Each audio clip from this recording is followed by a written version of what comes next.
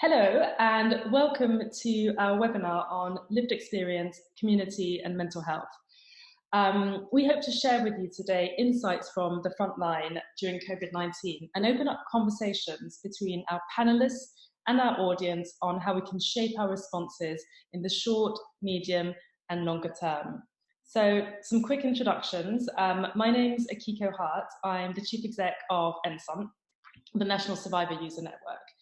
Many of you will know Angela Newton, who is an MD of 10 Years' Time, and who's also the interim chair of NSUN. And this webinar was very much Angela's idea. Thank you, Angela, to bring together funders, policy leaders, and lived experience leaders in mental health. So NSUN is a charity and a membership organisation for mental health user-led organisations, as well as individuals with lived experience of mental ill health, distress or trauma. And we sit in this really interesting position in mental health in that we have this grassroots energy which comes from our connections with all these ULOs, these user-led organisations, but we also have a seat at the national policy table. And part of our role is trying to bridge that gap and amplify the voices of our membership. Something I'd like you to bear in mind today, and which I hope will be a theme for the webinar, is what does user-led mean in mental health?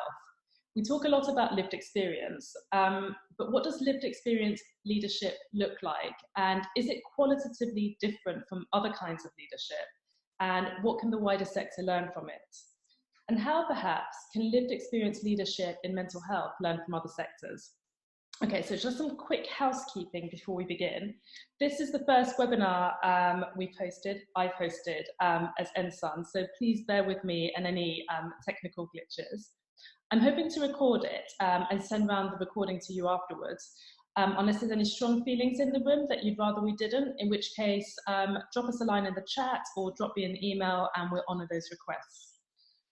We've deliberately kept it as invitation only and quite small to keep it relatively safe, and for people to speak more freely.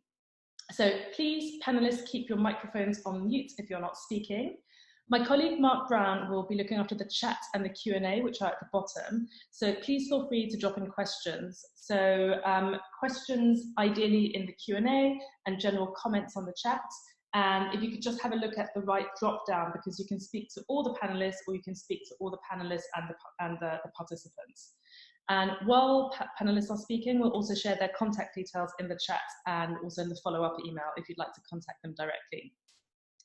So the format for today is each panelist will give a 5-minute introduction, briefly introducing their work, and they'll share 3 things that they're hearing from people experiencing distress or mental health difficulties at the moment. Things they want others to know who might not have that insight, so they can consider it for the immediate, medium and longer term. After all the panelists have spoken, we'll open it up for questions. Okay, so the first speaker is Beth Ingram. Beth is the founder and director of Hearts and Minds, the UK's only peer and youth-led service for young people experiencing mental health difficulties. As a result of her own lived experience, Beth is passionate about creating radical change in the way society views, teaches, and responds to young people in distress. Over to you, Beth. Thank you. Okay, thank you so much, Akiko, for the introduction. So, yeah, in short, founder and director of Hearts and Minds. In response to COVID, we're running lots of group sessions, virtual group sessions, virtual one-to-one support, and those are open to any young person nationally who identifies as struggling in some way. So we try and remove all those barriers. I'm also a director of CORK, so that's a youth mental health research body that looks at improving outcomes for children and young people, an intentional peer support trainer, and generally just do a bunch of different stuff around creating community for young people experiencing distress, and working with services and organisations to think about how they can improve their support.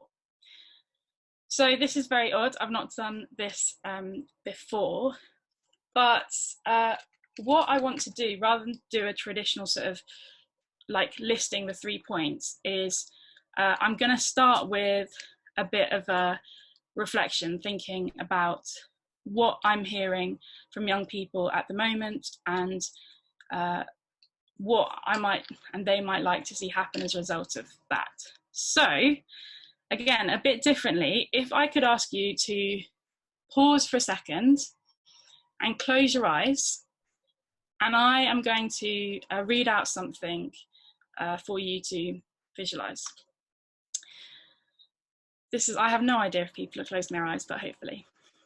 So I want you to imagine you're a young person right now. So take a second to really embody that, if that's not your age at the moment, somewhere maybe between the ages of 12 and 25. And right now, do you feel optimistic and hopeful about the future? Are you glad you're a part of this world and alive? You grew up probably seeing your parents and your community be hit by a global recession with the slowest ever recovery. You possibly entered the working world in the aftermath of that, or were being prepared for finding work and in that situation, and how much your grades were completely essential because of that, and how difficult things would be generally. You bore the brunt of austerity, with youth services pretty much completely closing, support in schools getting massively hit, and cuts to health and social care. And many of the people, the steady people, your older siblings or the generation before you, your older friends, have had in the background those steady people just looking out for them, building relationships with them, and thinking about you and whoever you had at home, are no longer there. Or if they are, they're overwhelmed with cases and increasing risk, and that kind of ability for connection is no longer possible. So also, instead of the sense of hope and poverty alleviation that people talk about from the 90s, you've witnessed terror attacks become the norm across the world, with loss of life as the aim. And with the threat and powerlessness and general sense of shirked responsibility that's come from climate change. Only now to be experiencing the global strangeness of and fear and grief of COVID, and people preparing for what might be the worst recession in living memory. You usually look to adults for reassurance, but they don't want to think about that right now. And everyone's talking about returning to normal, and then the associated panic and hope about that. But what is your normal? And is that a space you feel positive about? So yeah, if you were closing your eyes, feel free to open them now. So constantly people are talking about young people's resilience at the moment. That's a rhetoric I hear a lot, and young people hear a lot, and how perhaps they can train it from infancy as an individual thing, and that, you know, if we just get the right education in primary schools, young people will be stronger and be able to cope with difficult things like previous generations have. But we've taken away lots of the things and support that were keeping young people well, and now sort of blame them as snowflakes and things like that when they talk about that. In my view, which is, you know, just my view, I work with and I'm part of an incredibly resilient generation. They're more aware now of mental health than ever. They've been part of collective action like climate strikes or campaigning for equality. But I also don't think it's surprising that we're struggling given the things that I mentioned before. And I'm not saying that things are the worst they've ever been. I'm not about that conversation. I don't think it's helpful. And I don't think it really gives us anything. But I do know that things feel hard for young people right now, and that's what I'm seeing, and that's what I'm feeling. And I think society has responded with awareness campaigns, medication, individual behavioural interventions, but it's more of the same. And the sense I get from my peers and people I work with is that they want is that what they want from this is recognition that change is needed and real meaningful action.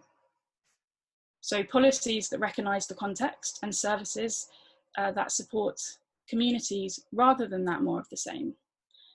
For example, spaces that are created longer term where young people and others can talk with each other about what this is all like without distress being pathologised or solutions being imposed by adults.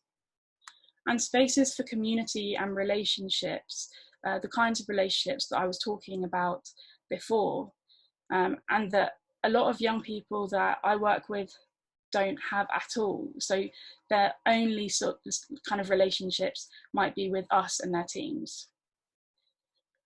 So yeah, kind of thinking about that, we need ongoing relationships with adults, connections that aren't repeatedly six sessions, an outcome measure, and then being cut off.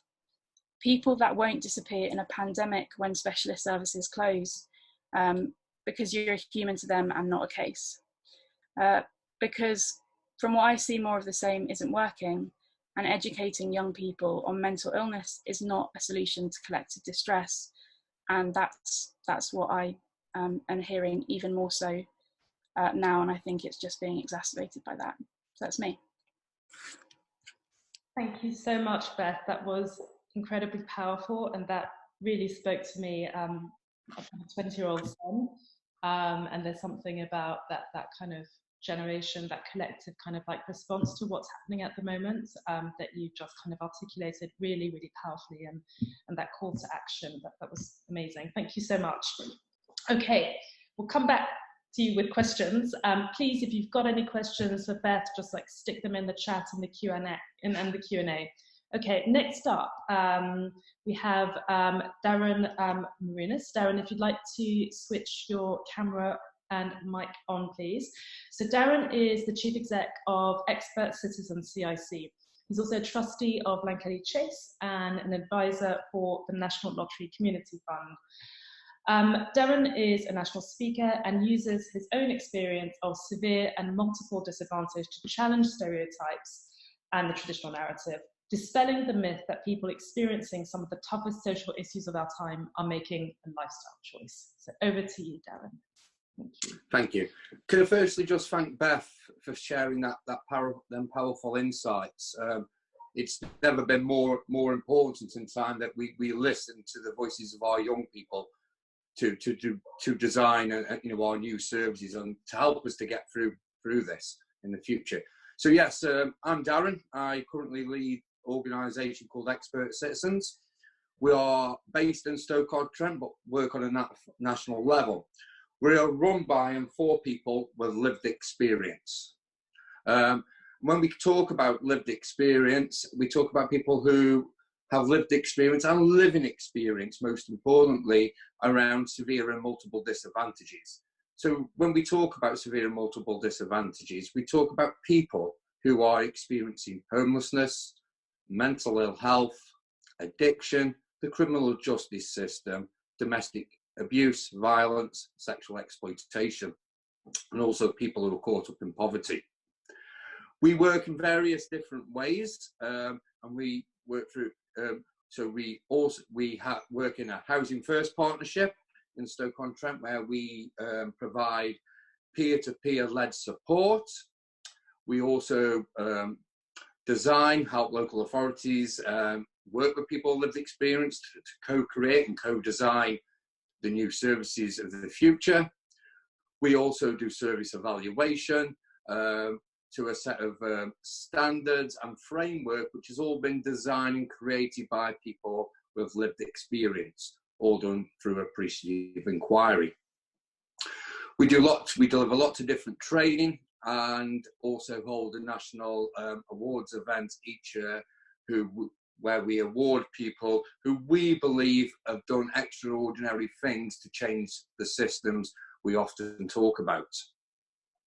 We currently have quite a small staff team of 6 members who all have lived experience, and we support around 30 volunteers who all have different experiences and who all also currently all have dealing with their mental well-being. We've heard a few things over the last few months from our members. And one of these things, you know, I'll start off with something quite nice. And one of them things is community kindness. This new community kindness, what has seemed to have come about, and new community partnership working with organisations who have often competed against each other in the past have now suddenly come together. Some of our concerns are, though, around that is how sustainable is that to carry on in the future. Other things we talk about is a lot of our guys who would come into our office space or the spaces we provide don't have that space or that place where they can come sometimes just to offload, just to put the world to rights, just to be happy and to be looked after and to have people there to listen to them. So that's been difficult for a few of our volunteers over the last few months. We've worked in various different ways to support them with that on one-to-one phone calls and other ways. Other things we're sort of hearing is that a lot of support has moved online and into digital. However, very much of the people we work with and the communities we're in face a massive digital divide. A lot of people who we work with or are a part of our organisation are either on very low incomes or sometimes no incomes at all. So participating and buying data and technology is a real issue for some groups of people, and it's quite a big digital divide.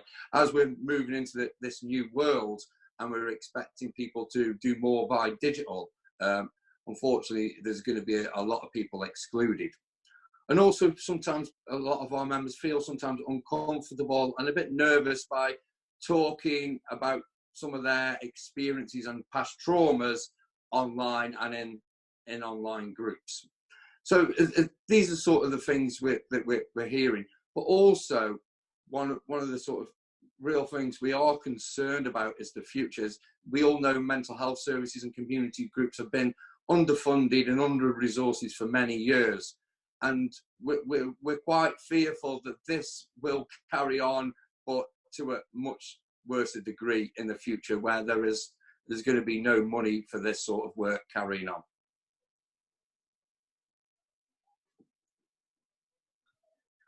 Awesome. Thank you so much, Darren. And I'd just like to kind of echo everything you're saying in terms of what we're hearing at NSUN and some of the concerns we have around the digital divide and around services. So it's very much what we're hearing as well. Thank you so much. Okay. Next up, we have Concetta Perot. Concetta, if you'd like to turn on your camera and your mic, please. So Concetta is a psychotherapist, an independent researcher and consultant, and a social worker. She is the co-founder of Survivors' Voices, a small national not-for-profit that exists to run peer-to-peer events and untap the expertise of people affected by abuse to change responses to trauma. Thank you so much for joining us today, Concetta. Thanks, Akiko, for this opportunity. Hi, everybody.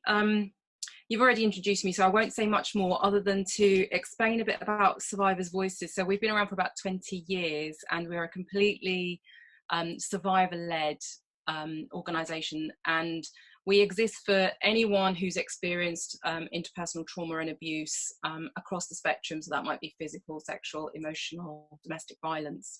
And over that long period of our existing as a small grassroots organisation, we have gathered survivors together and they've learnt very quickly the wisdom that sits amongst those of us with lived experience. And several years back, I think we recognised that we would sit in our gathering places and hear the same themes come out again and again with regards to things that needed to be different in terms of services and responses. And we made a very intentional decision to up our activism in terms of research and seeking to broadcast what needs to change to the outside world, from the grassroots upwards and from policy and government level downwards. And some of you may have come across our charter for engaging survivors. That's one of the documents that we put out that sets out principles for engaging people who've experienced abuse in research, in project development, in service development, in policy. So when the lockdown happened, or just as it was brewing, in fact, I started having this experience of complete terror. And for me, that, having grown up in a very abusive household where coercive control was an extreme experience, an everyday experience, the idea of being locked down with the person who was doing this harm to me, without any ability to go to school, was terrifying. And I couldn't help but be thrown back to, oh my God, if that was me when I was 14, 15, I don't think I would come out of this alive. And I genuinely think that's true. And it made me reflect on the importance of school, but also youth, you know, that those other services like youth services and informal networks for giving and sustaining those of us who've experienced abuse who are off the radar of services. I then began to speak to other colleagues within our peer networks and discovered that other people are having the same experience, this complete terror of, oh my gosh, the lockdown is not only triggering my own past feelings of terror, but in addition to that, there was this deep, deep concern for others that just wouldn't leave me. And anyone who's kind of on Twitter that may have followed some of these discussions, it was a really profound experience of burden and concern for children and young people and victims of domestic violence who are current victims. So in the sort of spirit of what Survivors' Voices is all about, and I know the National Service User Network is all about, we kind of decided to turn our pain into something positive, into some action. In Survivors' Voices, we call it turning our shit into gold. So we were kind of experiencing this sense of terror and burden for others. So what we decided to do was to very quickly put together a piece of research that goes to people who have experienced or that situation of being trapped in a household that is abusive and unsafe, but not being on anybody's radar. And, you know, obviously that kind of touches an awful lot of safeguarding issues and issues around disclosure and people's ability to disclose and people's ability to even know that the stuff that is their everyday normal is not normal. So it's kind of touching lots of very deep issues. So we put together a survey which was responded to very quickly in a short space of time by people, the majority of whom had lived experience of being trapped and off radar, trapped in abusive environments and off radar. And our questions were basically, what do you think, what actions should be being taken at different levels of society to help people who have that experience? And what messages that sustain should we be sending out to children and young people currently stuck in that setting? And so we, what I did was, I approached King's College London and the Violence, Abuse and Mental Health Network, who we've done a sort of partnership project with before. And the thing that was great about this initiative, which is ongoing, it's not over, the report's out there, but it's only part one, we want to kind of do more, is that this piece of research was completely survivor generated, completely survivor led. So it kind of ticked all those boxes in being really, really close to those who have that experience. And the stuff that came out was very practical and I think very, very pertinent. And it's ended up going up to government level where, you know, I've just had some feedback today where we were told, you know, it's exactly what they needed to read. They knew what the problems were, but they didn't quite know what the solutions might be. And today I think there's a hidden harms event that's being chaired by Boris Johnson, where they're looking at a whole range of groups of people who are hidden, of which this is one. So that's that experience of feeling the terror and then feeling the burden for others who are in the situation that we were in as children has been probably one of the strongest things that's come through. But the other really strong theme of the last, is it 2 months already we've been locked down? I've kind of lost track of days and weeks, is the importance of peer support. We have informal peer support that happens, and we also have a group which has transferred online, and I completely agree that with Darren that's got issues, particularly for people who may have been abused where video or online was used, but we've seen an increase in the uptake of people engaging with online peer support, and that feeling of relief of like, you get it, because some of the impacts of COVID and of lockdown to people who have experienced abuse are the sort of things that maybe others wouldn't be able to know, and often they can't share because if people don't know their history. So that's been a really important thing that's happened. There's, you know, and it's been a heartening thing to see as well. So yeah, thank you. Thank you so much for sharing that. Yeah, what was the polite version? Turning pain into action. Which is what NSUN is about as well, and a really, really important and sobering reminder that home is not a safe place for many of us. So thank you for that. Okay, next up we have Bridget. Bridget, if you'd like to turn your mic and your camera on, please. So Bridget is a BBC trained journalist and external relations professional with extensive experience in the voluntary and public sectors, and a special interest in health, social care and well-being. She founded Compassionate Mental Health, which runs a series of immersive events and trainings to ignite fresh thinking and accelerate improvements in mental health care. Over to you, Bridget. Thank you. Thank you, Akiko. And thank you to everyone who shared. I suppose Compassionate Mental Health is a community interest company, and our vision is a world where more people recover after a serious mental health crisis, and that more people have access to safe, compassionate services. And over the last 4 years, we've held 9 events where we've brought together a mix of people with lived experience, professionals, family support networks.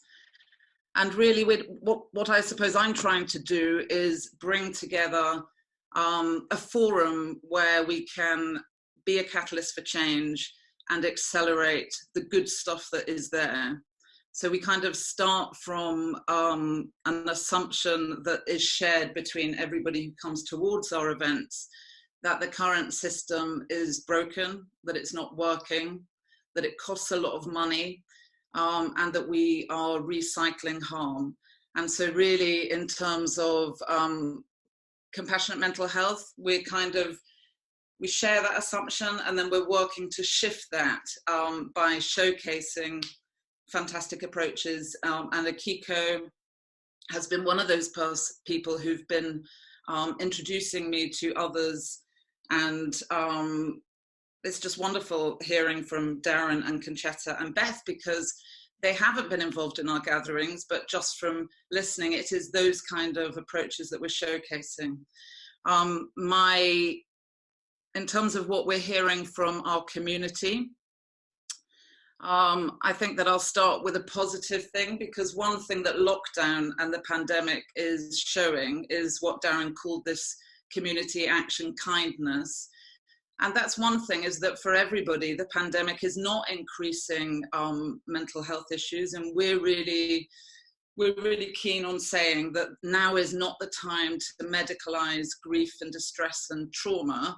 And those are the things that we're all sharing right now. We have a situation where it's not just 1 in 4 of us, which is the message we often hear, but it's really all of us. And I know that Mirabai is on this call from only us, and we're really taking that message that if we're going to transform mental health system, then we really need to start thinking that all of us need to be involved in that. So one thing we're hearing is actually for the pandemic, for the lockdown, some people are experiencing this wonderful being part of their community and being part of their neighborhood. People are aware that they're there in a way that they weren't before. And I think that that in some senses that has shown what we could do. And I think that, as Darren said, it's imperative really that all of this community and connection and kindness, because that's the theme of this week, is continued afterwards. And one of the things that we are also hearing, because our network is very much for professionals and policymakers as well, is that actually there is time right now that we're able to mobilize change in a way that normally people can't. So I'm hearing from health and social care leaders who are able to do things that they previously haven't been able to do. So maybe wards that have been, people have been stuck in secondary care for a long time. People are being able to be moved out to the community. So you've got kind of co-housing, different things happening. So on the one hand, I think that the pandemic is showing us the potential really for new ways of relational activism, for kindness, for community, and really what we can all do to look after each other more, and in terms of compassion, really feeling that flow of compassion to each other. But it's absolutely imperative that is continued after the pandemic. So I'm hearing from people that it's great, people know who I am, they're checking in with me. But on the other hand, the other side of that is that in our network, there are lots of parents, and parents are saying suddenly it's all on me. So before we're talking about, there's quite a few people in our network of parents with young people who have experienced psychosis and maybe at risk of going into psychosis. And what they're saying is that actually this is really tough because the usual distractions, so, the art centres, the projects, suddenly all of that's gone away. So the house becomes this microcosm really, where if it's good, it can be good. But as Conchetta said, if it's bad, then it can be really bad. And I think that that's one of the things that I'm becoming very aware of, is that this is all about the safety of both our services, but our communities and our families. And we know that, and we can try to support people, but it's imperative actually that we think creatively about what we can do now. And one of the things that we've been working on is finding places for young people at risk of hospitalization or difficulty at home. So it's about carer well-being and the person at risk, finding safe places for them to go. So that's something that we've been working on. And yeah, would love to say more about that at another time. And just briefly before I finish, my lived experience is very much part of this, because I experience both good and bad care, psychiatric care. And so I'm really passionate that everybody gets a chance to recover, as I have done. And for me, lived experience leaders were part of that. So hearing people say 25 years ago for me that recovery was possible and should be expected, that's really what we're about. And I think that lived experience leaders really must get that message out there. That was incredibly rich, and it was super interesting because there were so many themes that interconnected what you were saying, but you were all coming at it from a slightly different perspective. What I'm interested in, I guess, is this idea around lived experience leadership. So my question to you all is, do you think it is different to other types of leadership? Do you think it is qualitatively different? And if so, how? So I don't know who wants to go first. I'm going to mute myself.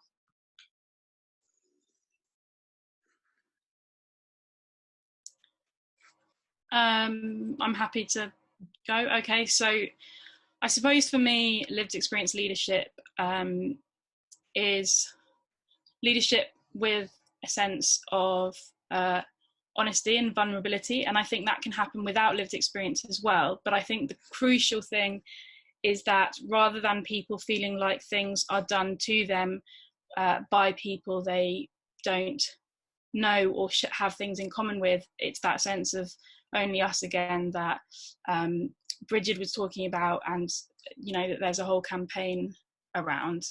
And I think that's the difference between feeling power and hope and feeling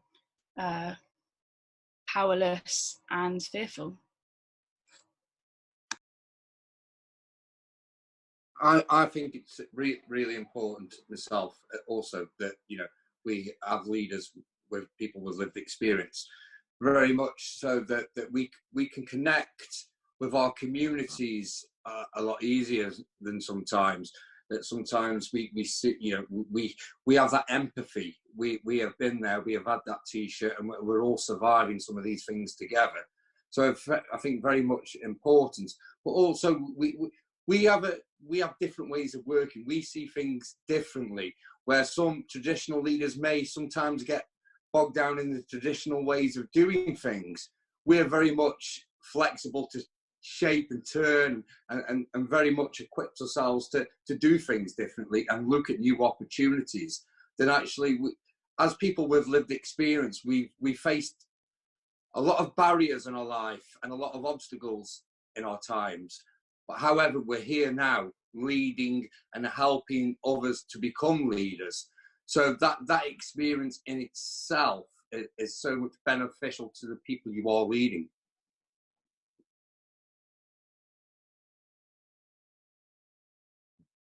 I think one of the qualitative differences is passion.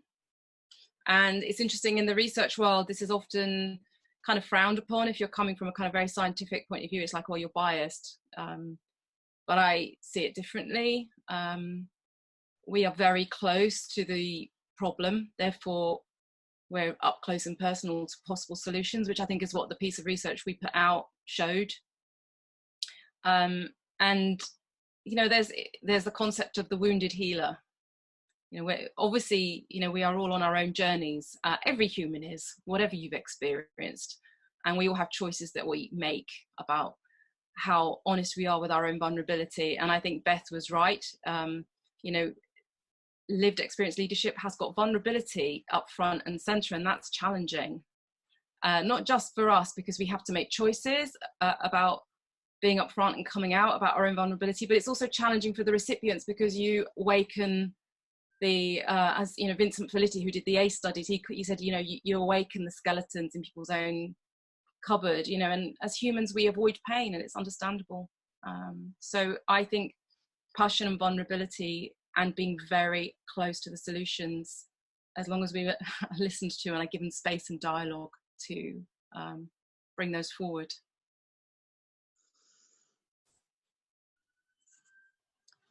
I think for me, I would completely second that the vulnerability is there and it is powerful for people to hear, but it is also really tough.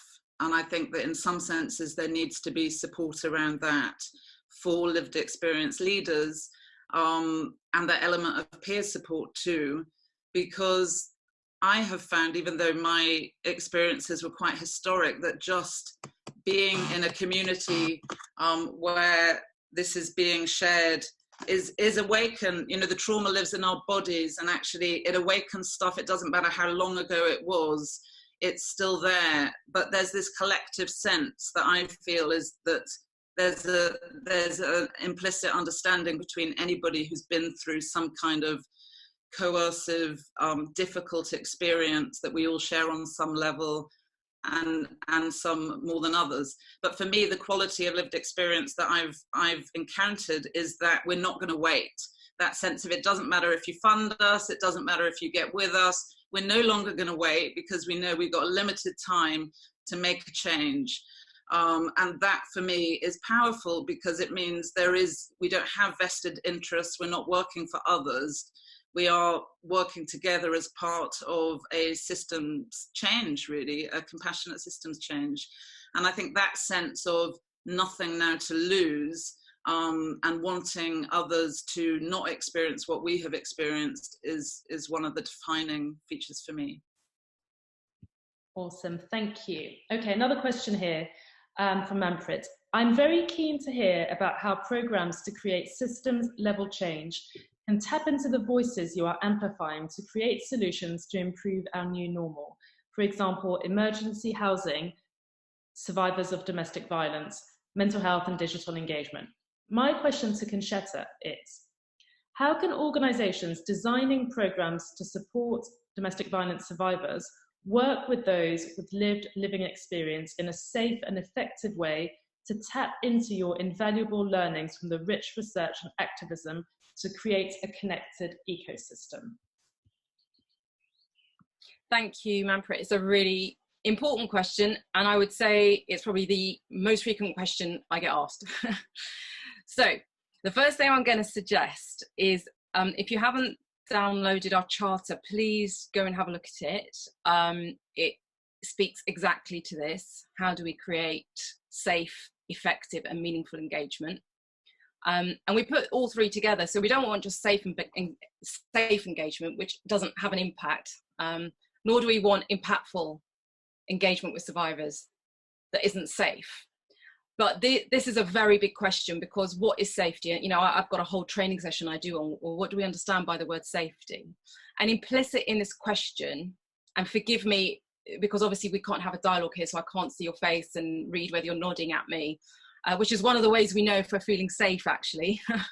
If any of you have studied polyvagal theory, we're all reading each other's body language all the time to kind of go, am I socially safe here? So that's one of the things we say in our charter, in fact, that you try and do things face-to-face as much as possible, if that's what survivors prefer. But there are things such as space, pace of conversations, making sure things are dialogical, not monological, which I think is really, really important. But ultimately, I think there is this question around opening Pandora's box. If we bring people together who've had very difficult traumatic life experiences and we invite them to talk, are we kind of opening Pandora's box and then we're making it worse for them? And the thing we need to be aware about Pandora's box is that whilst it comes out of a genuine concern, and I share it, it can inadvertently silence. And if there is one thing that abuse does, it's it silences you. It tells you you are not allowed to speak about this. So we need to make sure we don't replicate that inadvertently by kind of saying, we're scared of leaving you unsafe, so therefore I'm not sure we can have this conversation, or we need to shut the conversation down. So there's something there about us reflecting on our own fear that's implicit in that question, and that's there for all of us, survivors and non-survivors. I don't want to do a them and us here, because it isn't about them and us. I think we're all in this together. The second thing around safety that I want to say, and then I'll kind of let other people have a go, because I'm sure I'm not the only one with something to add here, is that often when we're kind of thinking, oh, has that become unsafe? I've invited these survivors in to talk about our service development, and it's suddenly, you know, the atmosphere has changed and someone looks a bit upset. How do we know that it's become unsafe? We often equate things have become unsafe with somebody being triggered into tears or into distress. But actually, I can tell you myself personally, when I'm really distressed, I don't cry and I actually shut down. So what you will see is this. So you won't know that I'm not feeling safe. So there's something here around us thinking, am I uncomfortable with someone else being distressed? Because if we are, then maybe we should be looking for shutdown and freeze responses, not just crying responses, or sort of agitation. So it's just a little kind of, I think, challenge to myself, which I do continuously, but, you know, also to all of us in asking this question, to kind of really think about what we mean by safety, as well as trying to carefully plan to engage survivors in a way that is really good. And just last thing, sorry, I know I said that was my last point, but the last point is it's all about power. So everything has got to be about equalizing power in all our discussions. Yeah, I hope that's helpful. Awesome, thank you so much. Okay, I've got a question for Darren here. Darren, practically speaking, what can we do to bridge that digital divide, not just now, but in the future? Should people develop their digital skills, or should organisations be more flexible with their approaches? I think it's a bit of both. As we move into the new future, I have no doubt digital is going to be used a lot more, but also, you know, recognizing that people may not have them skills or technology. So how can we meet their needs more? for us, everything we do and talk about is about meeting an individual person's need. And so then we look at, you know, how can we, you know, bridge that divide gap. So we would think, and we've done a bit of campaigning around of other lived experience organisations about, you know, mobile providers dropping their data charges for lower income families or vulnerable groups. I don't like using the word vulnerable, but that's what the sector love to use. But for the groups of people that we work with and who are ourselves, we will look to foundations and charities for more longer term investment into digital, and, you know, especially for lived experience organisations. You know, we're not as big, and we don't, as some other organisations, and we don't have maybe, you know, the money to spend on bid writers to apply for large amounts of funds. So sometimes, you know, helping smaller organisations out with that is very important as well. But also recognising that there's massive parts of the country are not even connected to high-speed broadband, you know. So we heard at the very beginning of this outbreak that this was the big leveller in society, which for me was a bit of a bullshit, excuse me language, that it certainly wasn't a leveller in society. But, you know, when we've got communities in the north and other places in the seaside and places in the country who are not even connected to digital, but also what we don't speak about, and we have this mass rush to everybody to use digital, and what I'm not hearing a lot of is digital safeguarding or digital mindfulness. So, you know, for example, each week, you know, for our staff and volunteers, we'll say, let's have half a day off digital. You know, let's put our screens down. Let's, you know, just pick the phone up and speak to each other in conversations. Not everything has to be done on digital sometimes either. But as, you know, it's just to be aware that some people feel real uncomfortable using it, that lots of people we support who go on digital also groups of people where it seems like criminal gangs who target these groups of people on online scams and things like that. Awesome, thank you. Okay, so what I'm going to do now, I've got too many questions. I've got two amazing comments, which are kind of linked. So I'm going to read them both and kind of invite a response from you, because I think they're linked. Okay, so we've got one here. I am a community activist at heart, and I've worked in youth and community for many years. I'm currently a 2027 associate working at the National Lottery Community Fund. Any tips from the panel with regards to being a lived experience leader on the inside, if you like? I'm finding it hugely frustrating and at times difficult to navigate. That's the first one. And the second one is, how can organisations work towards real change, radical transformation of communities and services, activism, and yet avoid being so political that nobody will fund them? And conversely, is it possible that funders could take the risk of supporting the more radical alternatives? Okay, so that could just be like a webinar in itself. I'm throwing it back at you. Could you just repeat the first question, sorry? Sure. I'm a community activist at heart, and I've worked in youth and community for many years. Any tips from the panel with regards to being a lived experience leader on the inside? I'm finding it hugely frustrating and at times difficult to navigate.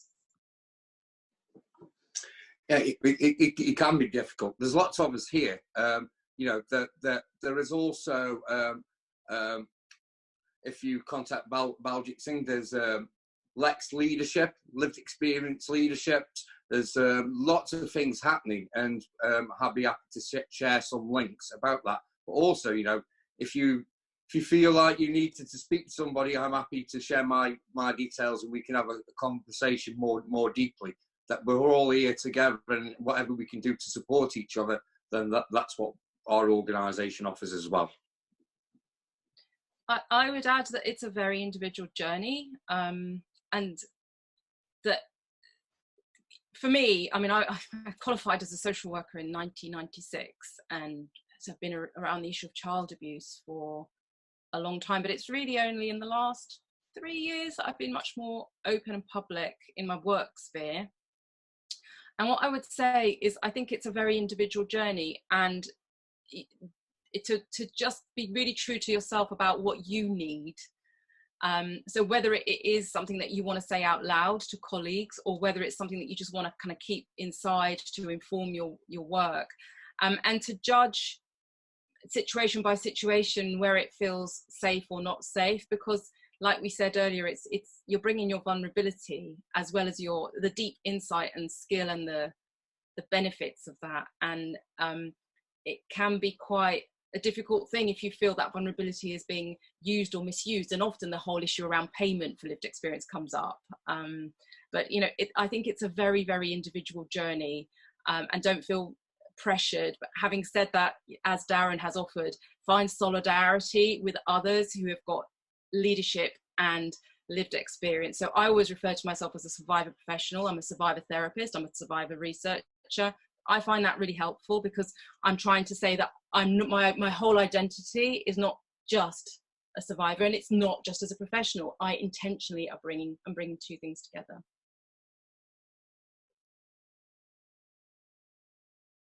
Can you repeat the second two questions, Akiko? Yep. So how can organisations work towards real change? That one, yeah. How can organisations work towards real change, radical transformation of communities and services, activism, and yet avoid being so political that nobody will fund them? And conversely, is it possible that funders could take the risk of supporting the more radical alternatives? 1 or 2 minutes? Yeah, just looking at the time. Yeah, so I guess what I feel like for that is it is a balance. I feel like it's a balance that I kind of have to tread each day. Like, at what point am I going to be dismissed as the angry ex-patient young person, and at what point am I going to be seen as, like, you know, like Concetta was saying, someone who runs a service within you know, within this field. I guess what I try to do is be very authentic with my experiences and my own personal views on things, and transparent with that, whilst also being open to moving forwards and having humility around that. You know, would I like to be running the whole of the NHS in the UK? No. Like, I think it is incredibly difficult, but I'm equally not willing to you know, move from the positions I have around things that I think need to be done extremely, you know, completely differently. In terms of funders being willing to make risks, it's also something that I respect. I think it is challenging. I also think it can be massively rewarding. So I guess one of the things that I would say to funders who really wanted to move towards sort of giving power and money to user-led organisations is kind of confront that risk and be willing to work with it. Because I think, you know, at the end of the day, when Hearts and Minds set up, we were a group of mostly like under 23-year-olds. Like, we turned up at the bank and was like, we need to set up a business. Like, how do we do that? You know, and I can imagine to them it must have seemed really odd, but it's those initial chances people give you that enable you to prove yourself. Similar to what Darren was saying, you know, are you willing to work with those grassroots organisations and provide some of the basic skills and relationships that you may take for granted and not even realise can be helpful moving forwards? Have I got time, Akiko, to say something? A minute, if that's okay. A minute, yeah. A minute, okay. Just for the second question, Compassionate Mental Health has really tried very hard to be kind of a neutral forum so that everybody can feel that they're part of the solution. And actually, in some sense, you know, we do create a safe space for people to share difficult experiences, but trying to get away from that us and them. So I think the campaigning, the political energy is absolutely necessary to change things.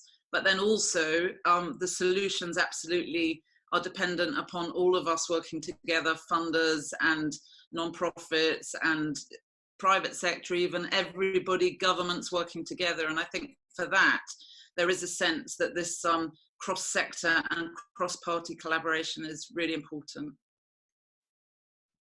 Thank you. Okay, what I'm going to do now, I've got one last question, but I'm going to ask you just to speak to it for, 30 seconds, really just off the top of your head, because I think it's a really lovely question. As lived experience leaders, how do you know when you've been heard? Really quickly. Well, I'll tell you that straight away. If anyone knows who's ever worked with me, I don't leave the room till I am heard. So yeah. I guess my answer would be, can we disagree? So I think the first thing is, can I disagree with you and will you hear it? And then I think particularly is, can you disagree with me and us be able to sit and talk about that? I don't think that usually we've built up trust until we can both disagree with each other and talk about it. Similarly, I think it's about having dialogue. And dialogue is characterized by being able to hold opposing, sometimes seemingly contradictory positions. But how do I know? I can see it in someone's face and I can hear it in the tone, but that sounds like a psychotherapist talking, doesn't it? And I agree that on a very personal level, that dialogical thing, creating spaces so that you can speak safely, but then also be deeply listened to, that is a felt sense that you have if that's happening. But on a wider systems thing, how do I know that our message is being heard? I know that when I see that in messaging from other organisations. We've had organisations go through systems change. Welsh Government have funded some pilots because of our work. So I know that our message is being heard when you see that being reflected out there. And so that's a good feeling. Awesome, thank you. And that's a really lovely way to end this today. That was just brilliant. And I'm so pleased that so far there have been no big technical hitches and such a rich and wonderful discussion. So thank you to everyone who came along today, to your questions, to what you've contributed to the chat and the Q&A. A huge thank you to Angela for coming up with this idea, to Mark, who's been helping me with it and who's been sorting out all the chat and the Q&A, and of course to our brilliant panelists. I hope you've enjoyed it as much as I have. And we'll be sending everyone an email with people's contact details, websites, etc. Drop me an email if you feel strongly about the recording and we'll make a call on that and we'll honour your wishes. And huge thank you to everyone, and wishing you all well, and hope to connect in person soon-ish. All right, thank you so much everyone. Take care. Bye.